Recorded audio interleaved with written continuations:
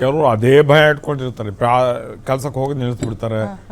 ಅಂದ್ರೆ ಆತಂಕದಿಂದಲೂ ಜಾಸ್ತಿ ಆಗುತ್ತೆ, ಭಯ ಪಡಕ್ ಹೋಗ್ಬಾರ್ದು ಅಂತ. ಅದರಿಂದ ಸ್ವಲ್ಪ ಅದು ತಪ್ಪು. Okay okay.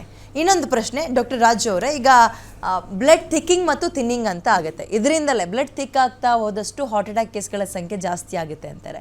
ಈ ರಕ್ತ ಗಟ್ಟಿ ಆಗೋದು ಯಾಕೆ, ಯಾವಾಗ? ಈಗ ಮಲ್ಟಿ ಫ್ಯಾಕ್ಟೋರಿಯಲ್ ಅಂತಲೇ ಹೇಳ್ತೀನಿ ಮೇಡಮ್. ನಾನೀಗ ರಿಸ್ಕ್ ಫ್ಯಾಕ್ಟ್ನೀಗ ಥಿಕ್ ಆಯಿತು ತಿನ್ನಾಯಿತು ಅನ್ನೋ ಒಂದು ಕಾನ್ಸೆಪ್ಟ್ ಇಲ್ಲ. ಹೆಲ್ತ್ ಚೆನ್ನಾಗಿದ್ದರೆ ನಾರ್ಮಲಿ ಇರಲೇಬೇಕು. ಬ್ಲಡ್ ಯಾಕೆ ಥಿಕ್ ಆಗಬೇಕು? ಟೋಟಲಿ ಹೆಲ್ತ್ ಹಾಳು ಮಾಡ್ಕೊಳ್ತಿದ್ದೀವಿ ನಾವು. ಬ್ಲಡ್ ತಿನ್ನೋರು ತಗೊಳ್ಳೋದಾಗಲಿ, ಬ್ಲಡ್ ಥಿಕ್ಕಾಗಿದೆ ಅಂತ ತೆಕ್ಕಾಗಿದೆ ಚೆಕ್ ಮಾಡಲ್ಲ. ಒಂದು ಸಲ ಹಾರ್ಟ್ ಅಟ್ಯಾಕ್ ಆಯಿತು ಅಂತಂದರೆ ಸೊ ಜಸ್ಟ್ ಇಮ್ಯಾಜಿನೇಷನ್ ಬ್ಲಡ್ ಥಿಕ್ಕಾಗಿರ್ಬೋದು ಅಂತ ಹೇಳ್ಬಿಟ್ಟು ಮೆಡಿಕೇಷನ್ ಸ್ಟಾರ್ಟ್ ಮಾಡ್ತಾರೆ. ನಿಮ್ಮದು ಬ್ಲಡ್ ಥಿಕ್ಕಿದೆ ಅಂತ ಮಾತ್ರ ತೊಗೊಳ್ತಾ ಇರ್ತಕ್ಕಂಥ ತುಂಬ ತುಂಬ ತುಂಬ ಅಪರೂಪ, ಇಲ್ಲೇ ಇಲ್ಲ, ಆಲ್ಮೋಸ್ಟ್ ಇಲ್ಲ ಅಂತಲೇ ಹೇಳ್ತೀನಿ. ಸೊ ಹಾಗಾಗಿ ಬ್ಲಡ್ ತಿಕ್ಕಿದೆ, ಬ್ಲಡ್ ತಿನ್ ಮಾಡೋದು ಹೇಗೆ, ಅದಕ್ಕೆ ಮೆಡಿಸಿನ್ ತೊಗೊಳೋದಕ್ಕೆ ನೋಡಿ ಮತ್ತೆ ನಾವು ಅದೇ ರೂಟಲ್ಲಿ ಹೋಗ್ತಿದ್ದೀವಿ. ಕಾಯಿಲೆ ಅಂದ್ಕೊಂಡು ಹೆಲ್ತ್ ಸರಿಯಾಗಿ ಇಟ್ಕೊಳ್ಳಿ, ಬ್ಲಡ್ ನಾರ್ಮಲ್ ಆಗಿರುತ್ತೆ. ನಾವು ಹೆಲ್ತ್ ಹಾಳು ಮಾಡಿ ತಾನೇ ಬ್ಲಡ್ ತಿಕ್ ಮಾಡ್ತಾ ಇರೋದು. ಇದನ್ನ ಸರಿ ಮಾಡಬೇಕು. ನನ್ನ ಕಾನ್ಸೆಪ್ಟ್, ನಾನು ಕಾಯಿಲೆ ಬಗ್ಗೆ ಎಲ್ಲರಿಗೂ ಹೇಳಿದ್ದು ಇದು ಅಂತಲ್ಲ, ಯಾವ ಕಾಯಿಲೆ ಬಗ್ಗೆನೂ ತಲೆ ಕೆಡಿಸ್ಕೊಬೇಡಿ. ಯಾಕೆ ಅದ್ರ ಬಗ್ಗೆ ತಲೆ ಕೆಡಿಸ್ಕೋಬೇಕು? ನಿಮ್ಮ ಹತ್ರ ಒಂದು ವೆಪನ್ ಇದೆ ತಾನೆ, ಹೆಲ್ತ್ ಅನ್ನತಕ್ಕಂಥ, ಅದನ್ನು ಸರಿಯಾಗಿ ಇಟ್ಕೊಳ್ಳಿ. ಅದನ್ನು ಸರಿಯಾಗಿ ಇಟ್ಕೊಳ್ಳಲ್ಲ ನಾವು. ಈಗ ಬ್ಲಡ್ ತಿನ್ನರ್ಸ್ ಈಗ ಹೇಳ್ಬಿಟ್ರೆ ಬ್ಲಡ್ ತಿನ್ನರ್ ಸ್ಟಾರ್ಟ್ ಮಾಡ್ತೀವಿ. ಎಷ್ಟು ಜನ ಅನವಶ್ಯಕವಾಗಿ ತೊಗೊಂತಾರೆ ಬ್ಲಡ್ ತಿನ್ನರ್ಸ್. ಅದ್ರ ಕಾಂಪ್ಲಿಕೇಶನ್ಸ್ ಗೊತ್ತಾ ಇವರಿಗೆ?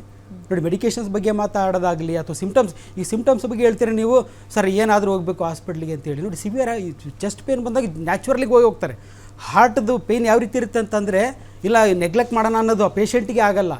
ಇಂಟಾಲರಬಲ್ ಪೇಯ್ನ್ ಇರ್ತದೆ, ಹೋಗ್ತಾರೆ. ಬಟ್ ಈಗೇನಾಗ್ತಿದೆ ಅಂದರೆ, ನಾವು ಇಲ್ಲ ಈ ತೊಂದರೆ ಕಂಡ್ರೆ ಹೋಗಬೇಕು, ಕೈ ನೋವು ಬಂದರೆ ಹೋಗಬೇಕು, ಇದು ನಾವೇ ಕ್ರಿಯೇಟ್ ಮಾಡ್ತೀವಿ. ಏನೂ ಇಲ್ಲ, ಚೆನ್ನಾಗಿರ್ತಕ್ಕಂಥ ಪೇಷಂಟಿಗೆ ಈಗ ಬಂದರೂ ಹೋಗು ಅಂತಂದರೆ ಅವನಿಗೆ ಸ್ಟಾರ್ಟ್ ಆಗುತ್ತೆ ಪೇಯ್ನು. ಸೈಕಲಾಜಿಕಲಿ ಅವ್ನು ಫೀಲ್ ಮಾಡಿಕ್ಕೆ ಸ್ಟಾರ್ಟ್ ಮಾಡ್ತಾನೆ ಈ ರೀತಿ. ಸರ್ ಈಗ ನೆನ್ನೆ ಟಿ ವಿಲಿ ನೋಡಿದೆ, ಎಡಗೈ ನೋವು, ಸರ್ ಎಡಗೈ ನೋವು ಬಂದರೆ ಹಾರ್ಟ್ ಅಟ್ಯಾಕ್ ಇದ್ರೆ ಅಂತ ಹೇಳ್ಬಿಟ್ಟು ಚೆನ್ನಾಗಿದ್ದಂತ ನಾಳೆ ಎಡಗೈ ನೋವು ಸ್ಟಾರ್ಟ್ ಆಗುತ್ತೆ ಅವನಿಗೆ. ಹಾರ್ಟ್ ಸಮಸ್ಯೆ ಅಲ್ಲ, ನಾವು ಮೈಂಡಿಗೆ ಫೀಡ್ ಮಾಡ್ತಾಯಿದ್ದೀವಿ, ಮೆಡಿಸಿನ್ ಫೀಡ್ ಮಾಡ್ತಾಯಿದ್ದೀವಿ, ಡಿಸೀಸನ್ನು ಫೀಡ್ ಮಾಡ್ತಾಯಿದ್ದೀವಿ. ಸೊ ಬ್ಲಡ್ ಥಿಕ್ಕರ್ಸು, ಬ್ಲಡ್ ಥಿನ್ನರ್ಸು, ಇದು ಯಾವುದು ಕಾನ್ಸೆಪ್ಟಿಂದ ಹೊರಗೆ ಬನ್ನಿ. ಟೋಟಲಾಗಿ ಹೆಲ್ತ್ ಚೆನ್ನಾಗಿ ಇಟ್ಕೊಳ್ಳಿ. ಬ್ಲಡ್ ಯಾಕೆ ತಿಕ್ಕಾಗಬೇಕು? ಹೆಲ್ತ್ ಚೆನ್ನಾಗಿಲ್ಲ ಅಂತಂದರೆ ಹೆಲ್ತ್ ಚೆನ್ನಾಗಿ ಇಟ್ಕೊಳ್ಳಿ. ಅದು ತಿನ್ನರ್ಸ್ ತೊಗೊಂಡು ಬ್ಲಡ್ ತಿನ್ನರ್ಸಿಗೆ ಕಾಂಪ್ಲಿಕೇಶನ್ಸ್ ಏನಿದೆ, ಸ್ಟ್ರೋಕ್ ಆಗ್ಬೋದು. ನೀವು ಬ್ಲಡ್ ತಿನ್ನರ್ಸ್ ತೊಗೊಂಡ್ಬಿಟ್ಟು ಹೆಮೊರೇಜ್ ಆಗಿ ಸ್ಟ್ರೋಕ್ ಆಗ್ತಕ್ಕಂಥ ಚಾನ್ಸಸ್ ಇರ್ತವೆ ಬ್ಲಡ್ ತಿನ್ನರ್ಸ್ ತೊಗೊಂಡು. ಅದನ್ನೇ ಹೇಳಲ್ಲ.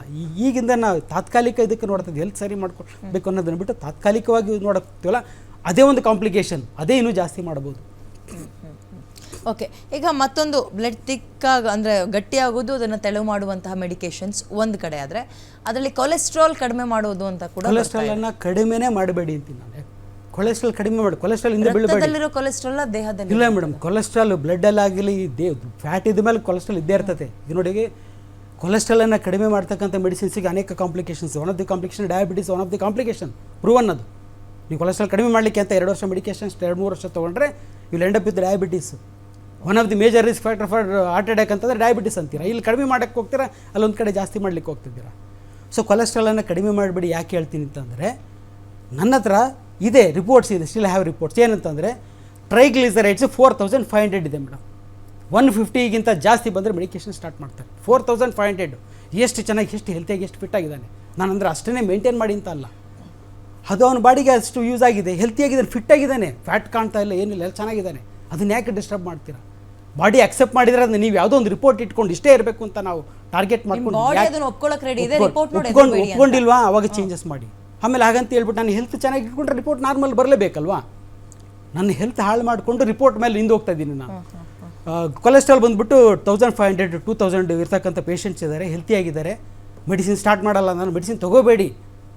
ಬದಲಾಗಿ ಅದನ್ನು ಸರಿ ಮಾಡೋದು ಹೇಗೆ? ಹೆಲ್ತ್ ಸರಿ ಮಾಡ್ತಕ್ಕಂಥದ್ದು ರಿವರ್ಸ್ ಡಿಸೀಸ್ನ ಕಂಟ್ರೋಲ್ ಮಾಡಬೇಕು ಅಂತಾರೆ. ನಾನು ಕಂಟ್ರೋಲ್ ಮಾಡಲ್ಲ, ಯಾವ ಡಿಸೀಸ್ ಕಂಟ್ರೋಲ್ ಮಾಡಲ್ಲ. ಕೊಲೆಸ್ಟ್ರಾಲ್ ಕಂಟ್ರೋಲ್ ಇಟ್ಕೊಳ್ಳಿ. ಯಾಕೆ ಕಂಟ್ರೋಲ್ ಇಟ್ಕೊತೀರಾ? ಕ್ಯೂರ್ ಮಾಡ್ಕೊಳ್ಳಿ. ಡಯಾಬಿಟಿಸ್ ಕಂಟ್ರೋಲ್ ಮಾಡಿ. Never say control, cure.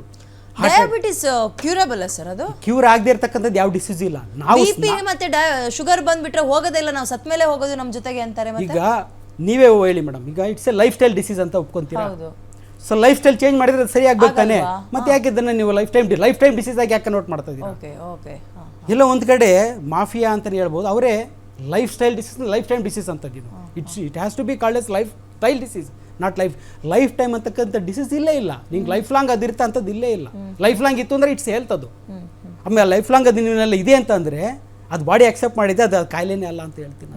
So any disease can be cured. ನಾವು ಕ್ಯೂರ್ ಮಾಡೋದಕ್ಕೆ ಕೆಲಸ ಪ್ರಯತ್ನನೇ ಮಾಡಲ್ಲ.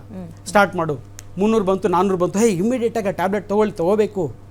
ಯಾಕೆ ಕ್ಯೂರ್ ಮಾಡೋಕ್ಕಾಗಲ್ವಾ? ಆ ಪ್ರಯತ್ನನೇ ಮಾಡಲ್ವಾ? ಎಲ್ಲೋ ಒಂದು ಕಡೆ ನಾವು ಮೆಡಿಸಿನ್ ಸ್ಟಾರ್ಟ್ ಮಾಡಿ ಮತ್ತೆ ತೊಂದರೆ ಮಾಡ್ತಾ ಇಲ್ವಾ? ಹಾರ್ಟ್ ಮೇಲೆ ಮತ್ತೆ ನಾವು ತೊಂದರೆ ಮಾಡ್ತಾ ಇಲ್ವಾ? ಬೇಕು, ನಾನು ಹೇಳ್ತೀನಿ, ಅವಶ್ಯಕತೆ ಮೆಡಿಸಿನ್ ಅವಶ್ಯಕತೆ ಅಂದರೆ ಎಮರ್ಜೆನ್ಸಿ ಆಗಬೇಕು.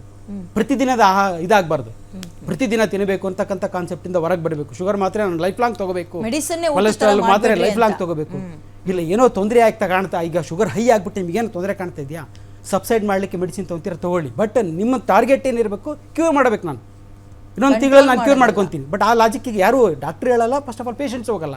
ನಾರ್ಮಲ್ ಕಂಟ್ರೋಲ್ ಆಯ್ತು ಬಿಡು, ಮೆಡಿಸಿನ್ ಇವತ್ತು ಅಂತ ಅಂತೀನಿ, ನಾಳೆ 4 ತೊಗೊತೀನಿ, ಆಮೇಲೆ ವರ್ಷ ಆದಮೇಲೆ ಹೊಟ್ಟೆ ತುಂಬ ಮಾತ್ರೆ ನುಗ್ತೀನಿ, ಬಟ್ ಕಂಟ್ರೋಲ್ ಇಟ್ಕೊಂಡಿರ್ತಾರೆ. But that is impacting our health, impacting our organs. ಬರೀ ನೀವು ಹಾರ್ಟ್ ನೋಡ್ತಾ ಇದ್ದೀರಾ, ಈಗ ಹಾರ್ಟ್ ಅಟ್ಯಾಕ್ ಕಾಣ್ತಾ ಇದೆ, ಸರಿ ಮೇಡಮ್, ಇನ್ನು ಬೇರೆ ಆರ್ಗನ್ಸ್ ಎಲ್ಲ ಚೆನ್ನಾಗಿರ್ತಾವ, ಯಾವ ಸಿಸ್ಟಮ್ ಸರಿ ಇಲ್ಲ ನಮ್ಮಲ್ಲಿ.